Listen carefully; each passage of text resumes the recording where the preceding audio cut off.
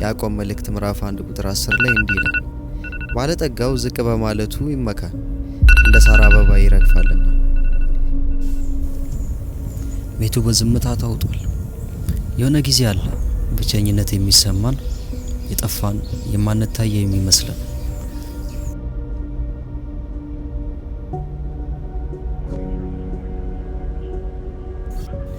ይበልጡኑ ደግሞ በህይወታቸው ደስተኛና ስኬታማ ናቸው ብለን የምናስባቸውን ሰዎች ስንመለከት የበለጠ ብቸኝነትና ተስፋ መቁረጥ ውስጥ እንገባለን። የመኖር ዓላማ የሌለህ ከንቱ ሰው ነህ። እግዚአብሔርና ሰዎች የማይወዱ ሰው እንደሆንክ ግን ታውቃለህ። እንኳን ደስተኛ አይደለም። ሰዎች አይወዱም። ጭንቀት፣ መረሳት፣ የህይወትን ትርጉም ማጣት። ነገር ግን በእነኛ የጸጥታ ቦታዎች ኢየሱስ ቀርቦ ይገኛል።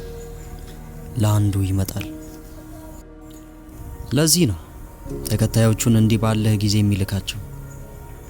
ዓለም ላይ የምታያቸው ዝና፣ ሀብት፣ ክብር ሁሉ ይረግፋሉ።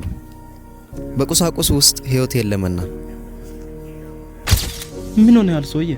ሰላም ላንተ ይሁን። እርሱ የመጣው በጨለማ ላሉት ብርሃንን ሊያበራ ነው፣ ያንተንም ጨምሮ። መጽሐፍ ቅዱስ ላይ በሮሜ መጽሐፍ ምዕራፍ 5 ቁጥር 7 ላይ እንዲህ የሚል ቃል አለ፣ ለጻድቅ የሚሞት ሰው ማግኘት እጅጉን ያዳግታል። ለደግ ሰው ሲል ሊሞት የሚደፍር ምናልባት ይገኝ ይሆናል። ነገር ግን ገና ኃጢአተኞች ሳለን ክርስቶስ ስለኛ ሞተ።